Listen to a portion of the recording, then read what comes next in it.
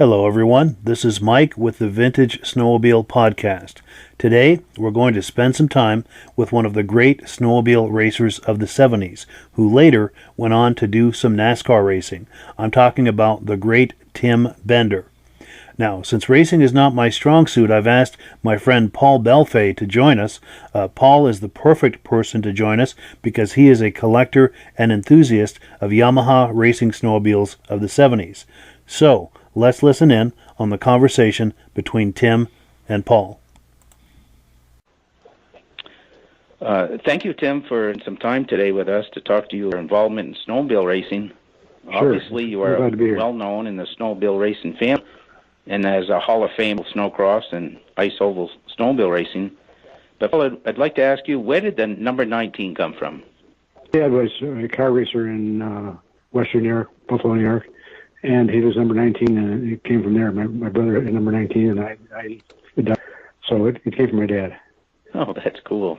I wondered where that number. I always wondered where numbers come from for people that put them on the car. That's cool. Yeah, at your age. No. When you started racing. I was started when I was 16. But, oh, great. I'm a third racer.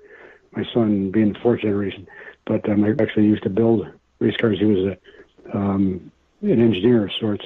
And then I do race car driver, and I was racing too. Nice. Yeah. Well, now I'd like to ask you about your racing sleds of the 70s through the 90s. What sled gave you advantage to put you on the podium? The TSS and Yamaha front suspension worked vehicles because it had naturally didn't roll as much as regular independent front end would roll, and naturally it was working good in oval racing. We added a sway bar to it, and that was the first Yamahas in 1974 was my first year, and I had a 292 single, and I don't think I made a fine year, but I had most fun I've ever had that year probably. I also did the least amount of work on it, but it grew into racing the TSS sleds. And then later on, the suspension. Oh, great. Now, talking about your winning sleds, the VMAX, obviously with the SRX you raced a little bit with, the Exciter, and then obviously the VMAX 4 that in the oval racing. Yes. Also I raced early on, 1984, I think we raced there, in Formula 56 class. It'd be stock, but you could do anything you wanted with the chassis. It was an open chassis. So we had a modified phaser. Actually, before that, we had SR5, 82, 83, raced an SR5, and then started building sleds for Yamaha, too. We built a Yamaha wide. At the time, to be able to 50 sleds would be legal for this class. And Yamaha built 50 wide front-end chassis for the SR5, and we built Bender Racing built the sway bars for it, and it would be legal for the stock, and we built 50 of them. And then that was the introduction to stuff for Yamaha. And the next year, we built the Yamaha Phaser SX. It was an 80. We built 50 of them. The only problem was that they did so well that the minimum build would be 250. So that kind of put me on it. I couldn't build 250 of them in my shop. So it was a bummer for us for sure. But Phaser SX won a lot of races. Yes, it did. In that sled. That was a great sled. But let's back up, Tim. In 82, Yamaha came out with the SRX 500, and you raced one, I think, in Minnesota. What did you think of that snowmobile? I thought it was a great sled. I actually did a lot of testing for Yamaha out in Montana in high altitude. I used to put on 150 miles a day, just pound 82 SRX 500. And we got one. And I raced it at the Pontiac Silverdome. And we won everywhere we went. But it was a little finickier, is that a word? Finicky than an 81 SRX, which was plenty finicky. And Yamaha had so much trouble with the 81 SRX, they bought them back from the dealers, and destroyed them. And the SRX 500 that they built in hand, they ended up never sure. They actually cut the struts out the SRX 500 sleds for me to use on to build this. But it was a sled. It just was a little bit finicky. Now that sled you raised at Pontiac, did you widen the front end on it? Yeah, I had a wide front end on it. Also had a long travel suspension in it, which we built. At the time it came with about 3.5 inches, and we made it an extra 7 inches of travel. Nice. Wow. So how much horsepower do you think that? Like 100? I don't know dyno at that time, but probably 100 or so, maybe. Just. Right. Tell us about your custom-built sleds you sold to consumers, like the Outlaw and the Phaser SX.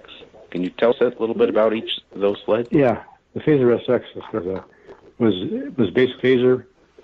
We took an 84 Phaser, took out the 112 track, put a 121 in it, lengthened out the rear of the tunnel, cut the struts off the front end and put 500 struts on it, widened the front end out, a sway bar on it, put a cold air, breathe cold air from the outside and then exhaust the hot air from the outside hood.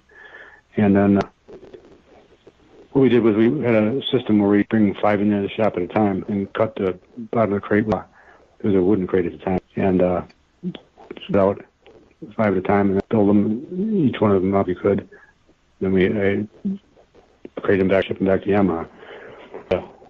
We painted them and they were red, silver, and I signed the hood on them and each one of them. And that was the phase. Right. And then we built it. Next year, when Yamaha, or when ISR changed their rule, 500 build, I'm sorry. I spoke before. But this 500 they had to build. So when ISR changed their rule to 500, we decided on our own to sell ourselves. So it was called the Outlaw 82 SRX, or I'm sorry, SRX, new ones, those that Yamaha not sold. I bought those from them. We took the engine out, put that in the Phaser with a wide front end and sway bar and track, just like we did on the Phaser SX. Yeah. So basically, it was a Phaser SX VMAX 540 engine. Wow. How about the Terminator? We went to the Outlaw. We used new engines out of 83 SS40. Terminator was a exciter-based sled, and then sway bar, and then twin and different carburetor, bigger carburetors. And then the last one we built was an Avalanche. We built 20 Avalanches, I think. They sent a motor to the crankshaft. A friend of mine, Larry, I bet at the crankshaft. Motor cut half it down the middle of one cylinder. Took another engine and cut down the middle of it, welded them together, made a 3. And then he built what we called a bucket in the side. The clutch didn't hit the side panel. We had to extend the side panel out, and or CC.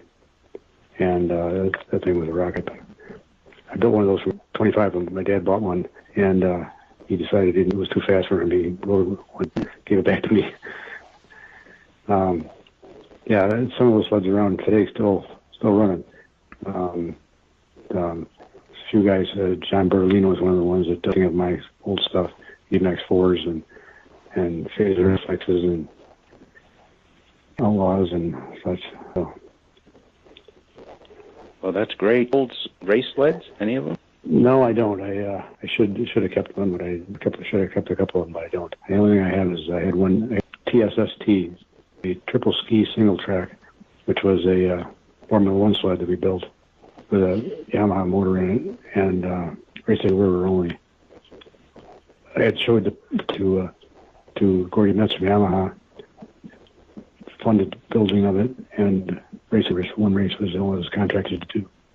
So we raced it. That was it. But it was that was a neat sled. I had that one until 10 years ago, and then. What did it do at Eagle River?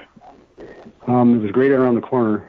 I had the second highest speed that anybody's ever, but what they was terrible on was built by a company in Michigan. I built the chassis. They built it for some twin tracks. They put Yamaha motors in them too, and none of them ran very good. So it was kind of a bit of a. That's too bad. What size motor was that? It was a 500 VMAX 500. Oh, okay. It was a 500. It was made to run at about 79. We were turning them at 10,000, and it was just shook the thing apart. We went through a couple engines, and but it was sure went around the corner good. But yeah, I've seen the brochure. Yeah. I sat on the track, and there was a ski off to the right hand side of me, and then with a suspension on it, and then I was way offset, and it didn't come out of the hole the greatest, but it sure cornered good. Wow, that's great. Oh, Tim, tell us a little bit about your secret and advantage over the other guys. I know you didn't have a lot of horse over the years with your motors, but you had an advantage due to your sleds to make them perform. A lot of hard work and driving the hell out of it. I had a rule of thumb that everybody else let off, and then I wouldn't let off way after they let off. And the cord was so with the Yamaha, and my riding style matched well with the Yamaha. We had in the bottom, we built all the way up to holes that hold the ski, and then machine them at different angles so we could adjust the camber. And we designed it. It worked very well on the Yamaha too. It was around the corner so good. I see. How about that little leather limiter strap? Yeah, that was a Kickstarter, we called it. A lever that with it unlocked, or let's call it open. It was up in the air, and when you got out of the hole, the front limiter strap would be longer, and you would let you. Then before I got to the corner, I'd stomp it down and lock it all the way down. Limiter strap up, and so I could run the back of the track. But it turned. That way I could run a lot more studs with that than you could without it. Wow, what you had there. Oh, and before I let you go, tell us about the VMAX 4 sled. I saw it perform, and you were almost lapping the field at Val. It was unbelievable. Yeah, we at Valcourt that year having a heck of a time blowing tracks, and Mike Sack was my teammate in one of our sleds, and he blew a track, and when it came out of the sled, it clawed the rivets off the backside of the board. The steering bolted on the bulkhead. We didn't know it. Changed track, and he was racing, and steering broke on the bottom of the mount, broke off the chassis, and he lost control. It went into the corner. We were running 109 on us up there at Valcourt, and to the corner, and went one way, and he followed it into the hay bale and had it hit in a bad spot, and he was out for it. But that stuff was so fast. It was actually the only thing that ever scared me was that thing. Wow, and everything you build, it seems ISR or USSA, they just stopped you the next year. Done. They didn't even let that race. That sled was banned, right? Yeah, Polaris got the Scooty decided they wanted to. Yamaha was a member of ISR, so the voting rights, and they ruled from 800. Actually, there's another one on the CC, and the 600 CC, which we took Yamaha VMAX 4 and cut off one cylinder out of it, and that's still around running today too. But we never raced it. That'd be production based. Oh wow! Yamaha wasn't interested in this. They penalized you every time, and I felt bad for you. Yeah, a handful of that sled would go, didn't it? That VMAX. Man. Yeah, and it was only 750 if we made it 800.